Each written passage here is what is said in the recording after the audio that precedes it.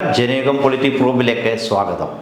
രാജ്യത്തിൻ്റെ അഭിമാനമായി മാറിയ ഒരു വനിതയെ മതത്തിൻ്റെ പേരിൽ നടത്തിയ കടന്നാക്രമണം പഹൽഗാമിൽ ഭീകരർ നടത്തിയ കൂട്ടക്കൊലയെ പോലും ലജ്ജിപ്പിക്കുന്ന തരത്തിലേക്ക് എത്തിയിരിക്കുന്നു. പഹൽഗാമിൽ ഭീകരർ നടത്തിയ നരനായാട്ടിനുള്ള ശക്തമായ തിരിച്ചടിയായിരുന്നു ഓപ്പറേഷൻ സിന്ദൂർ.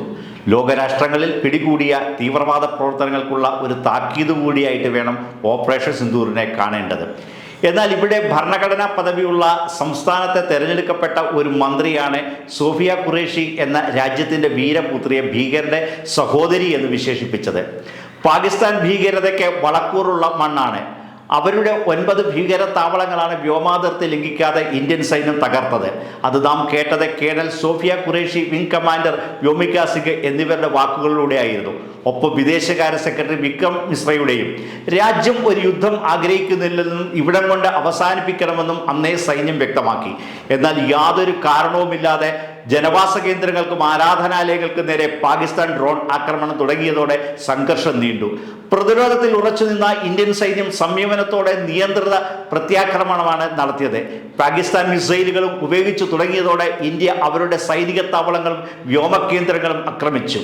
3 ദിവസവും സൈനിക നടപടി ജനങ്ങൾക്ക് വിശദീകരിച്ച് സോഫിയ ഖുറേഷി, വ്യോമിക സിംഗ്, വിക്രം മിശ്രി എന്നിവർ തന്നെയാണ്. വെടിനിർത്തൽ തീരുമാനം രാജ്യത്തെ അറിയിച്ചത് അവർ തന്നെയാണ്. ഇതിനിടെ അതിർത്തിയിലെ സംഘർഷത്തിനൊപ്പം രാജ്യത്തിനകത്ത് യുദ്ധവെറിയും വളർന്നു വന്നു. ഓപ്പറേഷൻ സിന്ദൂറിനെ രാഷ്ട്രീയ മുതലെടുപ്പിനുള്ള വിഷയമാക്കാൻ ശ്രമിച്ചവരുണ്ട്. സംഘർഷം പെരുപ്പിച്ച് കാണിക്കാൻ ചില മാധ്യമങ്ങൾ സജീവമായി രംഗത്ത് വന്നു. 4 ദിവസത്തിന് ശേഷം പെട്ടെന്ന് ഇന്ത്യ വെടിനിർത്തിയതായി പ്രഖ്യാപിച്ചത് ഈ കേന്ദ്രങ്ങളെ നിരാശപ്പെടുത്തിയെന്ന് കാണേണ്ടിയിരിക്കുന്നു. വെടിനിർത്തലിനോടുള്ള ഇക്കൂട്ടരുടെ എതിർപ്പ് രാഷ്ട്രീയ നേതൃത്വത്തിലേക്ക് തിരിയാതിരിക്കാൻ വാർത്ത നാടിനെ അറിയിച്ചവർക്ക് നേരെ തിരിച്ചുവിടുകയെന്ന കുറുക്കുവഴിയാണ് ഇക്കൂട്ടർ നടത്തിയത്. വിദേശകാര്യ സെക്രട്ടറി വിക്രം മിശ്രിക്കും അദ്ദേഹത്തിന്റെ മകൾക്കും നേരെ വരെ സൈബറിടങ്ങളിൽ അധിക്ഷേപ വർഷമുണ്ടായി. സോഫിയ ഖുറേഷിക്കെതിരായ ആക്രമണത്തിന് അവരുടെ മതവും കാരണമാക്കിയെന്നതാണ് അതിലേറെ അപലപനീയം. ആ വെറുപ്പാണ് തിരഞ്ഞെടുക്കപ്പെട്ട ഒരു മന്ത്രിയുടെ വാക്കുകളിലൂടെ പുറത്തു വന്നത്. സോഫിയ UN സമാധാന സംരക്ഷണ ദൗത്യത്തിൽ നേതൃത്വം നൽകിയ ആദ്യത്തെ ഇന്ത്യൻ വനിതാ കമാൻഡറാണ്. അച്ഛനും മുത്തച്ഛനും ഇന്ത്യയുടെ സൈനികരായിരുന്നു. മുതുമുത്തശ്ശിയാകട്ടെ 1-ാം സ്വാതന്ത്ര്യ സമരത്തിൽ ഝാൻസി റാണി റെജിമെന്റിൽ ഇന്ത്യക്കായി പോരാടി. ഹൈക്കോടതിയുടെ ഇടപെടലിൽ മന്ത്രിക്കെതിരെ കേസ് എടുത്തിട്ടുണ്ട്. ആ നേതാവ് ഇപ്പോഴും മന്ത്രിസഭയിൽ തുടരുകയാണ്. അദ്ദേഹത്തിനെ പുറത്താക്കാൻ കഴിഞ്ഞിട്ടുമില്ല.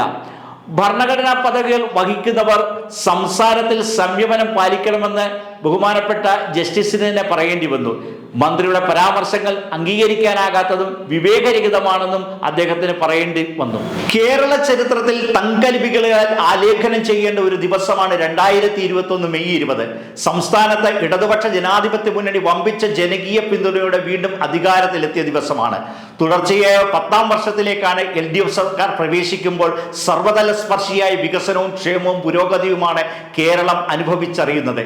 നവകേരളത്തെ പുതിയ ഉയരങ്ങളിലേക്ക് നയിക്കാൻ ഏക മനസ്സോടെ സർക്കാരും പൊതുസമൂഹവും കൈകോർത്ത് നീങ്ങുന്ന ആവേശകരമായ കാഴ്ചയാണ് കാണുവാൻ കഴിയുന്നത്. പരമ്പരാഗതമായി മുൻതൂക്കമുള്ള രംഗങ്ങളിൽ കൂടുതൽ നേട്ടങ്ങൾ കൈവരിച്ചതും മറ്റു മേഖലകളിൽ പ്രശ്നങ്ങൾ പരിഹരിച്ചും നൂതന മേഖലയിൽ ഭാവനാപൂർണമായിരിക്കുന്ന പദ്ധതികൾ ആവിഷ്കരിച്ചും വിജ്ഞാനാധിഷ്ഠിത വളർച്ച സാധ്യമാക്കാൻ സംസ്ഥാനത്തെ പ്രാപ്തമാക്കിയാണ് സംസ്ഥാനം ഭരിക്കുന്ന ഇടതുപക്ഷ ജനാധിപത്യ മുന്നണി സർക്കാർ ചെയ്യുന്നത്. സമഗ്രവും സർവതല സ്പർശിയുമായ വികസനത്തിന്റെയും സമത്വവും സാഹോദര്യവും അന്വർത്ഥമാക്കുന്ന സാമൂഹ്യ പുരോഗതിയുടെയും സന്ദേശമാണ് കേരളം ലോകത്തിന് മുമ്പിൽ ഉയർത്തിപ്പിടിച്ചിരിക്കുന്നത്.